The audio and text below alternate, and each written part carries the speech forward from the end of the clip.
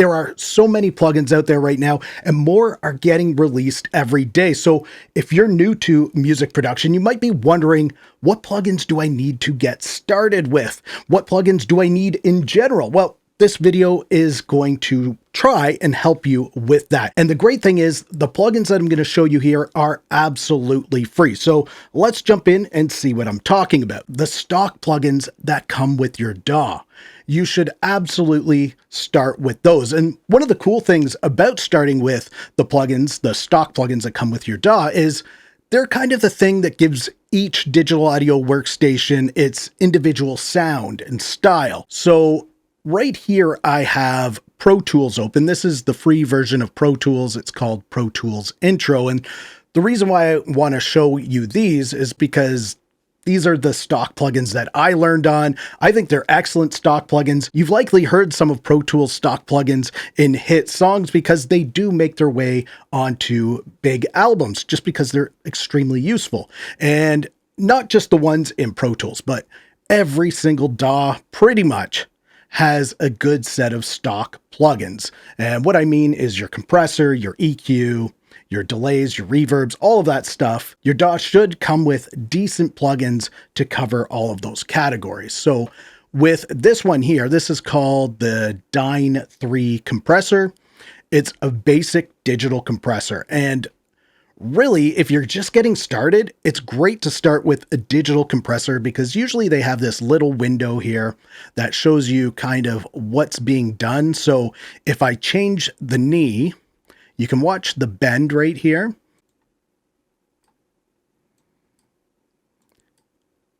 You can see it starts to curve a little more when I adjust that knee. Now, not all compressors have that knee function, but pretty much every digital compressor is going to have that. And what it means is when the audio goes up here, and once it hits that knee, it starts going past the threshold. And that's the yellow line here. That's your threshold. So the lower you set your threshold, the lower the audio has to be to hit where the knee is and start to compress. And if it's a rounder knee, it will be a little softer. Some people like to play around with that. Usually I just leave it at whatever it is. And on these plugins, you have your basic attack, release, ratio, threshold, and your makeup gain, and all of the things that you would need in a basic compressor. These are excellent sounding compressors. And one of the great things about a digital compressor is that they're transparent. They don't color your sound with any sort of analog emulation, which can be desirable. But when you're just starting to learn what compression is doing, you might want to start with something that's transparent so you can actually hear what the compressor itself is doing and not any sort of coloration that might be added to the signal. So it is good to start with this. Let's just have a look at this in action here.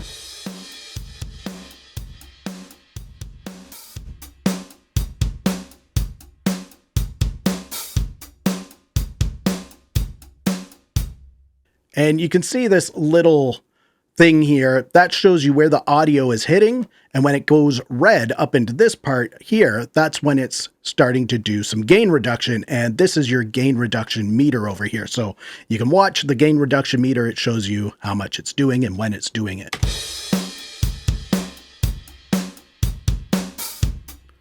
And if I adjust the attack to be a very quick attack, which is this way over here, we adjust that, it's going to really flatten this.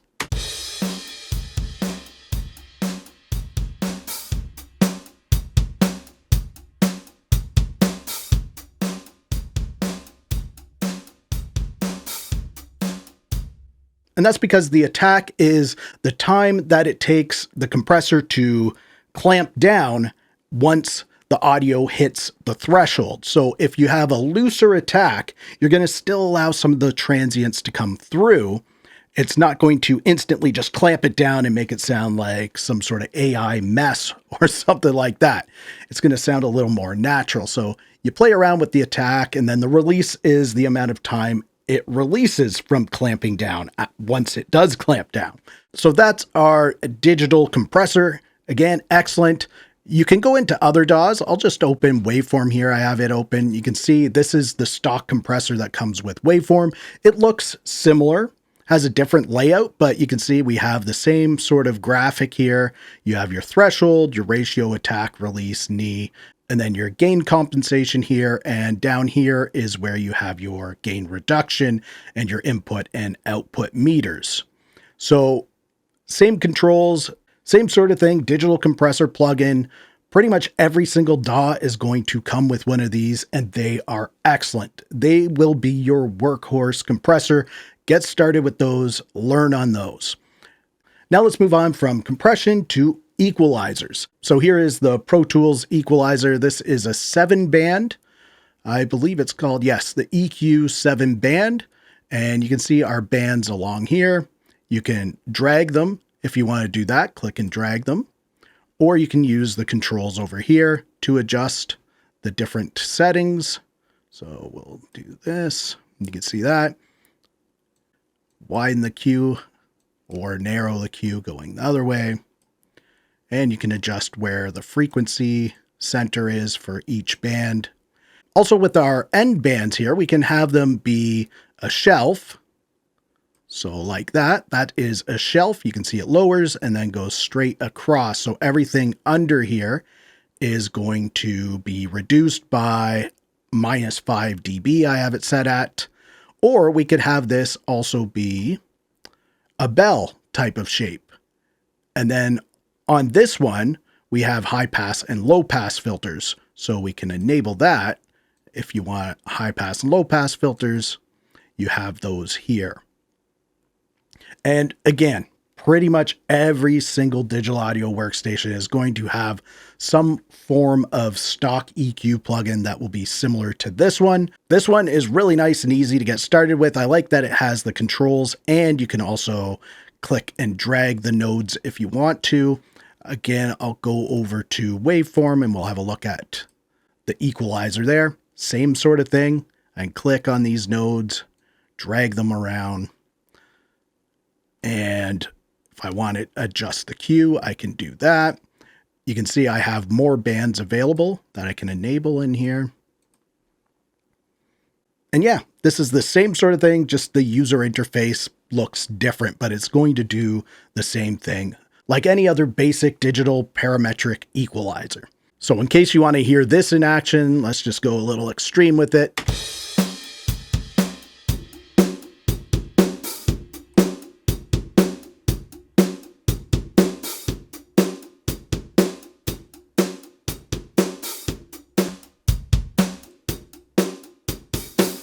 There you go. That's our parametric EQ here. Now let's move on to reverbs. And in Pro Tools, we have this one called Reverb. And this is one that you've probably heard on albums out there because it does find its way onto various tracks. So with Reverb here, we have the different types of reverb that you might encounter. You have a hall, church, plate, room 1, room 2, ambient, and then non-linear. Covers a lot of different reverb types right there. And you can adjust the size, small, medium, large. And if you click on these, it might change. Yeah, it will change the size for some of them as well.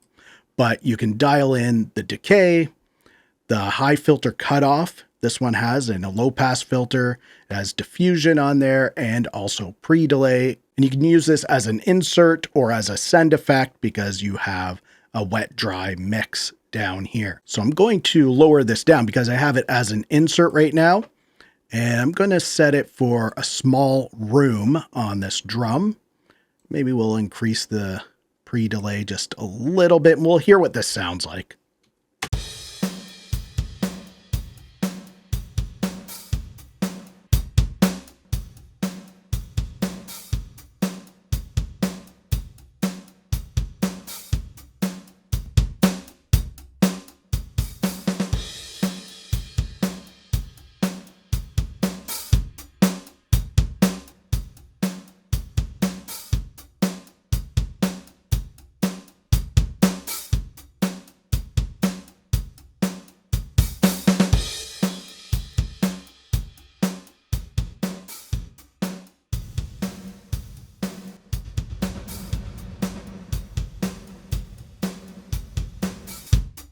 So yeah, There is our Reverb. It's really easy to use. There's also presets in here that you can go with if you like to get started with presets and then dial things in that way.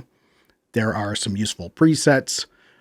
We'll go back to waveform and I'll just show you how waveform handles this.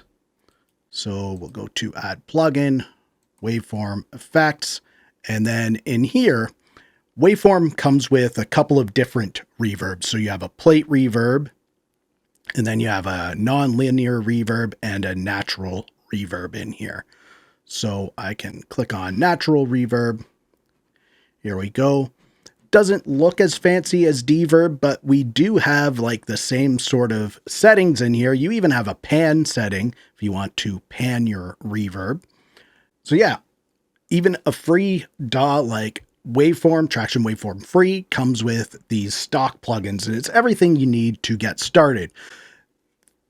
What I like about stock plugins is they don't try to impress you with fancy user interfaces. They don't try to be emulations of some legendary piece of hardware.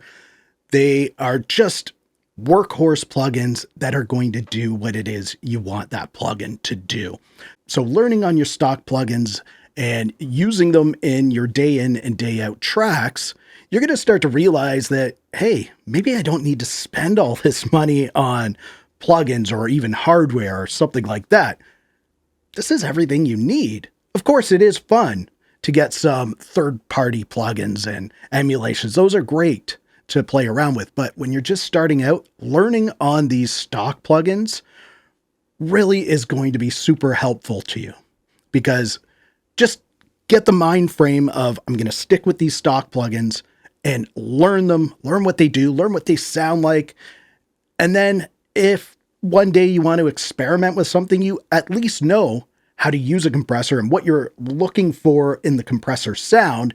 Then you get an emulation plugin and you're going to know what you're looking for compression, but now you might add in some sort of analog flavor to it. And analog emulations are going to behave differently. Each one has its own sort of unique character and sound to it. So you will get there, but learn on these stock plugins. And they're going to continue to find their way into tracks even as you become less of a beginner and more of an intermediate and a pro. You still will likely reach for some of these stock plugins just because you know what it is that they do, you know how they sound, and you know you can achieve what it is you're looking to achieve with them. Now let's just go back to Pro Tools here and we'll move on to delay, which is similar to your reverbs.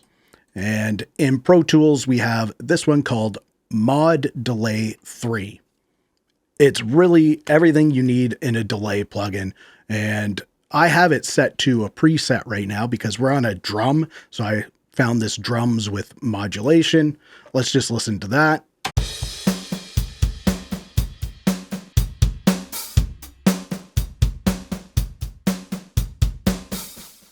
It's a very easy plugin to use. It does the delay that you want it to do. You can set it up however you want your delay to be set up. And you do have quite a few presets in there to help get you started and get used to what these things might do in here. Now, one place where stock plugins I find are a little lacking in a lot of different digital audio workstations, not all of them. Some of them have excellent plugins in this category. And what I'm talking about is distortions and saturation, more so saturation than distortion. They usually can nail a digital distortion, but the saturation, they're usually lacking in that. This one is Pro Tools Rectify. I'm just going to bypass that. So this is a type of distortion saturation plugin. We'll just listen to that quick.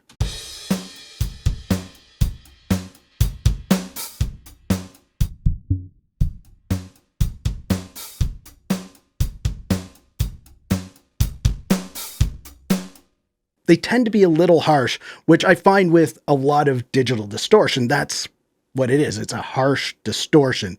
So in that sense, you may want to find plugins out there. And there's a lot of free plugins. But one of the funny things is Luna, the free version of the Luna DAW, it doesn't really come with any stock plugins, but it does come with one of the best saturation plugins out there. It's a tape emulation plugin. And If you do have Luna or any other DAW that doesn't come with a decent set of stock plugins or any stock plugins whatsoever, and there's not too many DAWs that don't include your basics, the free version of Luna is one of them. There are some plugin bundles that you can look at, and one of them is the Melda Productions free bundle. It comes with your digital compressor, your EQ and reverbs, and all these basic things that you would normally get in a DAW.